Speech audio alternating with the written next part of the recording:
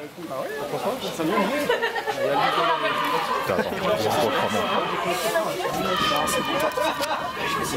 du bien en termes de jeu. Le match aller était déjà notre référence,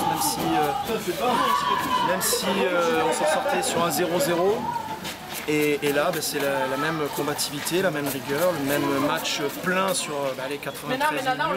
On a été tué par un but, donc c'est le petit plus. Et ça fait du bien à la tête et d'un point de vue comptable. À la maison, c'est l'une des prestations les plus abouties cette saison parce que, mis à part les 10 premières minutes où elles ont deux grosses situations, après vous avez clairement mis la main mise sur le jeu. Ça montre que les 16-17 filles, là, le groupe, elles sont concernées et non, c'est un match plein. C'est un match plein et c'est une belle victoire. C'est important après la prestation de Saint-Maur, même s'il y avait eu la qualification, il y avait un peu eu deux visages.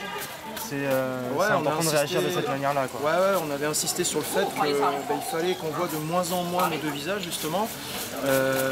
Ça passait par une maîtrise. Alors, maîtrise, c'est aussi avoir la maîtrise avec le ballon, mais aussi, quelqueusement, savoir faire le dos rond et bien se replacer collectivement et être sérieux défensivement. Là, on l'a été. On n'a pas montré nos deux visages. Ça passe derrière. Vous avez ultra dominé, mais vous avez aussi su être patient. Puisque ça a quand même traîné, il y avait beaucoup de situations, mais pas de vraies occasions de but, et puis ça a quand même fini par payer. On connaît la valeur de Guingamp aussi, c'est un très bon adversaire, une bonne équipe. Ils avaient tenu la balle à Lyon pendant 60 minutes, donc on savait que ça allait être compliqué aujourd'hui. Voilà, on a des opportunités encore. Oui, on peut être plus dangereux. On savait que sur les coups de pied arrêtés, notamment Guingamp pouvait nous mettre en difficulté. Et là, on était assez rigoureux. Donc voilà, il y avait tous les atouts pour une belle victoire et a fait du bien. Nico, on a vu aussi beaucoup de combativité. Bon, là, on peut ressortir, parce que toutes ont été au rendez-vous, mais on peut ressortir pour le Dina Cash ou Marie-Aurélia Wona, justement face à Désirée Oparanosi, qui est une buteuse avec un gros volume de jeu et un gros physique. Ouais, non, moi je pense que l'ensemble des filles ont sorti un gros match. Je pense quand même que la semaine de relâche, sans match la semaine prochaine, va faire du bien, je pense, pour certaines. Non, voilà, il y a un bon retour de Gwendo aussi. Hello Atenu est sur une bonne période. Pamela est sur une bonne période. Laura aussi a travaillé pour le collectif. Défensivement, on a été solide. Aurèle a fait. Bon, c'est pas bien de dire ça, mais une faute intelligente à un moment. Donc non, ça montre que l'équipe est en capacité aussi d'avoir un peu plus de vis, un peu plus de combativité, c'est ce qui fait notre force et on peinait à le retrouver sur les derniers matchs malgré la maîtrise. Même si c'est une faute intelligente, t'as pas eu peur quand t'as pris ce carton face à Oparanosi quand même, parce que bon, oui, non, il restait quand même du temps à jouer et elle était un peu obligée de vérifier. Le jeu et les duels appellent la faute aussi, mais voilà, je préfère un carton jaune et une faute à 35 mètres plutôt qu'une grosse occasion, voire un but derrière. Alors justement, la grosse occasion, il y en a eu une ou deux provoquées par un raté de Roman Munich et aussi un centre qui est sorti de peu, qui a un raté de Roman, quelques petites frayeurs de fait aujourd'hui, mais globalement, les SJ méritaient de gagner. Ouais. Oui, mais on méritait, voilà, on savait que l'adversaire allait répondre présent aussi, donc ça a été un match sérieux dans l'ensemble. Et non, on les prend les 3 points, il n'y a pas de souci. Il n'y a pas de souci. Et vous voilà 5e? J'ai pas regardé le classement. 5e, oui.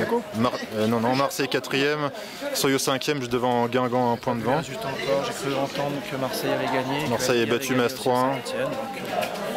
On regardera tranquillement à tête reposée ce soir.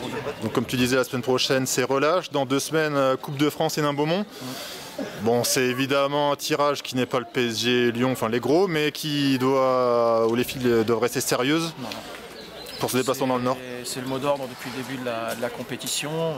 Tout le monde dit qu'on a eu un tirage favorable, il sera favorable aussi. Dans 15 jours, on est en demi-finale. Bon, l'ensemble des équipes de D1, hormis Rodez qui a joué 2 D1, ont eu des tirages, on va dire, favorables. Voilà, à nous de faire le boulot, d'être sérieux, de bien préparer ce match, comme elles le font depuis début 2017, on est invaincu. Donc voilà, on va bien se préparer, on a 15 jours pour aller chercher une demi-finale et on sait que ça va être compliqué. Donc si on veut tenir notre rang, il va falloir travailler sérieusement. Et pour finir, un mot rapide sur les 2 anciennes que j'aurai en interview, Siga Tandia et Anaïs Dumont. Ouais. Quel mot? Par rapport à ce qu'elles apportent au groupe.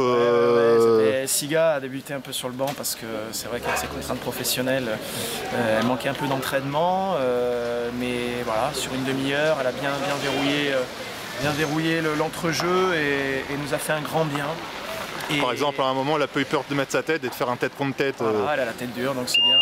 Et derrière, Nana est beaucoup plus sérieuse et appliquée défensivement. L'apport offensif est intéressant aussi. Elle est sur une meilleure période qu'elle n'a été sur le début de saison. Et voilà, c'est bien que pour les anciennes, il y a encore une marge de progression. Merci.